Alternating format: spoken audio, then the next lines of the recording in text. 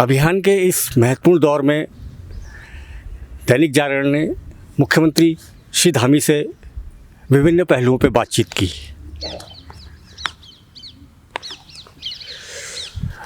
मुख्यमंत्री जी, आप जोर शोर से लगे हुए हैं, लेकिन कांग्रेस का दावा है कि भाजपा इस बार 20 सीटों पर सिमट रही है।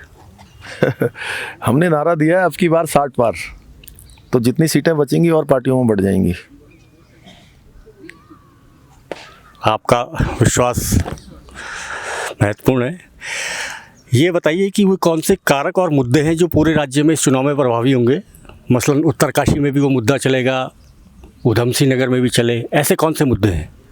देखिए, बहुत सारे मुद्दे हैं और उसमें सबसे बड़ा मुद्दा है कि माननीय प्रधानमंत्री नरेंद्र मोदी जी ने जो उत्तराखंड राज्य के लिए सड़कों के क्षेत्र में, चाहे रेल सेवा के क्षेत्र में, चाहे हवाई सेवा के क्षेत्र में, या हमारा कोरोना महामारी के दौरान जिस प्रकार से फ्री वैक्सीनेशन के सब जगह पर काम हुए हैं, फ्री वैक्सीनेशन के साथ फ्री राशन का काम हुआ है। उत्तराखंड सरकार ने भी बहुत सारी योजनाएँ चलाई हैं, हर क्षेत्र में विकास किया है। हमने कोरोना महामारी के दौरान हमने पैकेज दिए हैं, पर्यटन के क्षेत्र में, परिवहन के क्षेत्र में, हमने स्वास्थ्य के क्षेत्र में, रेवेन्यू के क्षेत्र में, इन सभी को हमने पैकेज से जोड़ा है। स्वास्थ्य के क्षेत्र को भी जोड़ा है हमने, महिला मंगल दलों को, युवक मंगल दलों को, इसके साथ साथ आजीविका मिशन में हमारी काम करने वाले स्वयं सहायता समूह को, ये कोरोना महामारी के दौरान लगातार उनको पैकेज के माध्यम से हम लोगों ने कोशिश की है प्रोत्साहन और सहायता करने का। इसके अलावा 24,000 पदों पर भर्ती की प्रक्रिया प्रारंभ की है। साथ ही साथ हमने आंगनबाड़ी हैं, आशाएं हैं, हमारे उपनल के कर्मचारी हैं, पीआरडी के जवान हैं, हमारी भोजन माताएं हैं, हमारे वृद्धावस्था पेंशन, विकलांग पेंशन, विधवा पेंशन, इस सभी को हमने 1200 से 1500 किया है। पहले एक को पेंशन मिलती थी घर में, दोनों दंपतियों के लिए हमने पेंशन की व्यवस्था की है। इस उत्तराखंड आंदोलनकारियों को हमने उनकी पेंशन बढ़ाई है, उनकी पेंशन बढ़ाई है, आश्रितों को पेंशन देने की व्यवस्था की है। हर प्रकार से नई खेल नीति हम लेकर आए हैं। स्वास्थ्य के क्षेत्र में 207 प्रकार की जांचें हमने निःशुल्क करने का निर्णय लिया है। इस साल पूरे एनएफएसए के कार्ड होल्डरों को हमने भोजन राशन जो है मार्च तक देने का निर्णय किया है।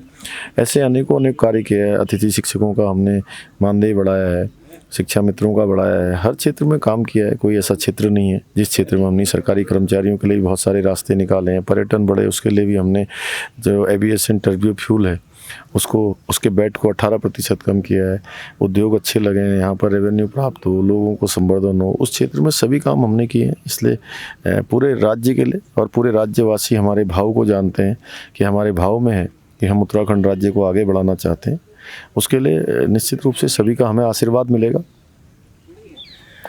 धामी जी, आप पार्टी का चेहरा है, इसमें कोई शक नहीं, लेकिन पार्टी के अन्य नेताओं, सांसदों और पूर्व मुख्यमंत्रियों का उपयोग बहुत ज़्यादा होता दिखाई नहीं दे रहा है। ऐसा क्यों लग रहा है?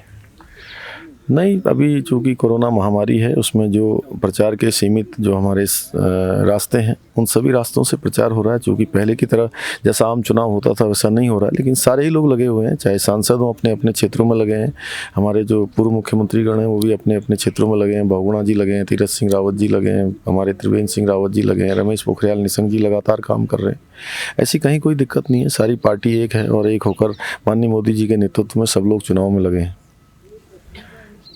धामी जी, भाजपा 5 साल बाद सत्ता में रहने के बाद चुनाव में जा रही है, एंटी इनकम्बेंसी, इस तरह की तमाम शिकायतें होंगी। आपको क्या लगता है कि 5 साल में प्रदेश की जनता की सबसे बड़ी शिकायत, सबसे बड़ी नाराज़गी क्या है जिसे आप दूर करेंगे या दूर करना चाहेंगे? नहीं, हम एक अच्छा उत्तराखंड बनाना चाहते हैं। उत्तराखंड हिंदुस्तान का श्रेष्ठ राज्य हो, नंबर 1 राज्य हो, आदर्श राज्य हो, उसके लिए हम काम कर रहे हैं। 10 सालों का हमने विजन तैयार किया है, रोड मैप हमने 10 सालों का हमने हर विभाग से मांगा है। हमने बहुत सारे कार्यक्रम किए हैं, विचारों की श्रृंखलाएं आयोजित की हैं, जिससे कि हमारा आत्मनिर्भर उत्तराखंड बने। उत्तराखंड का जब रजत जयंती वर्ष हम मना रहे हों, उस समय हम हिंदुस्तान के श्रेष्ठ राज्य हों, इस दिशा में हम काम कर रहे हैं। और उत्तराखंड की जनता हमारे भाव को जानती है, माननीय प्रधानमंत्री जी की कार्यशैली को जानती है, कार्य संस्कृति को जानती है। उन्हीं के निर्देशन में हम काम कर रहे हैं। इसलिए मैं समझता हूँ कि मैं आश्वस्त हूँ कि उत्तराखंड की जनता का हमें आशीर्वाद मिल रहा है। भाजपा पर चेहरे बदलते रहने का या कहें कि स्थिर नेतृत्व न देने का आरोप लगता है, खासकर इस चौथी विधानसभा में। आपका इस संबंध में क्या कहना है? देखिए, ये कोई मुद्दा नहीं है और ये हमारी पार्टी का आंतरिक मुद्दा था। उसमें चूँकि मैं ये इसको ऐसे समझा सकता हूँ या ऐसे कह सकता हूँ कि एक गाड़ी है, गाड़ी के ड्राइवर बदलते गए, लेकिन गाड़ी अपने गंतव्य तक पहुँची है, सवारी भी उसमें से सुरक्षित पहुँची है और जो सामान रखा हुआ था वो भी सुरक्षित पहुँचा है। कांग्रेस चुनाव अभियान समिति के अध्यक्ष हरीश रावत जी ने आपको अनुभवहीन बताया है। हरीश रावत जी बहुत अनुभवी थे। उनके अनुभव का लाभ उत्तराखंड को मिला था। उनको टेलीविज़न पर लोगों ने किस तरह से देखा था, उनके अनुभव को जो देश भर का उनका अनुभव था उन्होंने उत्तराखंड में लगाया। भू माफियाओं को, शराब माफियाओं को, खनन माफियाओं को, दुनिया भर के गुंडों को, बदमाशों को, गिरोहबाजों को यहाँ पर उन्होंने संरक्षण दिया था। उन्होंने किस प्रकार से काम किया सब लोगों ने देखा है। दूसरा, उनके अनुभव का लाभ कांग्रेस को भी मिला था। उनके नेतृत्व में ही कांग्रेस पार्टी बहुत अनुभवी थे, उनके चुनाव में गई थी और चुनाव के बाद उसका परिणाम देखा था। उनके स्वयं के चुनाव के परिणाम देखे थे और इस बार भी उनको देख लिया उनके पास कितना अनुभव था, जिसका कांग्रेस पार्टी पूरा लाभ उठा रही है। पहले वो हरिद्वार से टिकट मांग रहे थे, उनको टिकट नहीं दिया। उसके बाद वो रामनगर टिकट के ले गए, वहाँ उनको टिकट उनका 2 दिन तक लेकर तीसरे दिन वहाँ से भी उनसे टिकट वापस ले लिया। चौथी जगह पैराशूट बन के गए हैं। तो ये उनका अनुभव है और हमारा अनुभव ये है कि मुझे जो समय मिला है, मैंने 550 से अधिक फैसले लिए। मैं कोई अहंकार में नहीं कह रहा हूँ और मैंने कोशिश करी है एक एक पल और एक एक क्षण अपने राज्य के लिए लगाऊं और मैंने सीखने की कोशिश की है। हरीश रावत जी को मैं बताना चाहता हूँ। धामी जी, ये बताइए कि कोविड प्रोटोकॉल की बंदिशों के कारण पार्टी को चुनाव प्रचार के मोर्चे पर क्या कुछ नुकसान हो रहा है? नहीं, चुनौती तो है, लेकिन हम अपना प्रचार कार्य पूरा कर रहे हैं और हमारे कार्यकर्ता लगे हुए हैं। बूथों पर हमारे बूथ अध्यक्ष काम कर रहे हैं, शक्ति केंद्रों पर शक्ति केंद्रों के संयोजक प्रभारी काम कर रहे हैं। हमारे पन्ना प्रमुख तक का हमारा संगठन बना हुआ है और सारे लोग काम कर रहे हैं। इनके बल पर हमें पूरा प्रचंड बहुमत इस बार मिलने वाला है और हमने जो नारा दिया है अब की बार 60 पार, उत्तराखंड की जनता से और हमारे कार्यकर्ताओं की मेहनत से ये नारा हमारा पूरा होगा।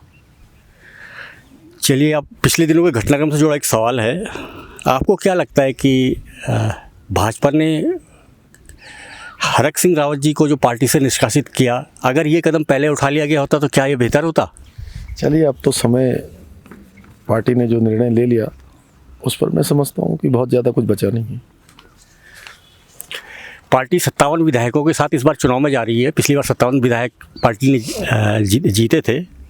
इसके बावजूद इस बार क्या मजबूरी रही कि कुछ सीटों पर अब भी भाजपा उधार के प्रत्याशी लेके चुनाव में गई? देखिए, चूँकि हमारी पार्टी बहुत लोकतांत्रिक प्रक्रिया से चलने वाली पार्टी है और इसमें बहुत सारी स्थानों पर चूँकि पार्टी की जीत भी एक बड़ी प्राथमिकता है, उसको ध्यान में रखते हुए हमने सबका समन्वय किया है। जो लोग इसमें रह गए हैं, जो लोगों को टिकट नहीं मिल पाया, उनका भी पार्टी संगठन में उपयोग होगा। धामी जी, ये एक बात बताइए कि चुनाव में भाजपा अगर सत्ता में आती है तो वो इस कार्यकाल की क्या गलतियां, क्या कमियां रह गई हैं जिन्हें आप अगले 5 साल में नहीं दोहराना चाहेंगे? नहीं, देखिए, अभी तो हमने, चूँकि ये समय मेरा बहुत अल्पकाल का था, इस अल्पकाल में मैं जो निर्णय ले सकता था, पुरानी सब व्यवस्थाएं थी, उसी व्यवस्थाओं को मैंने आगे बढ़ाने का काम किया है।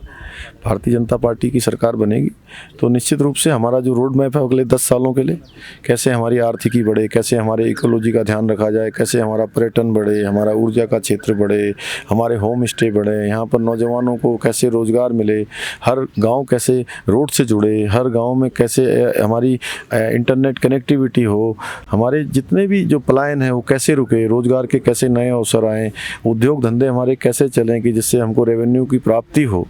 इसके साथ साथ अच्छी व्यवस्थाएं यहाँ पर, वो सिंगल विंडो सिस्टम है और फास्ट डिलीवरी है। इन सभी को हम जो है आधार बना के काम कर रहे हैं और विचारों की श्रृंखला भी हमने आयोजित की है, हमने रोड मैप भी मांगा है।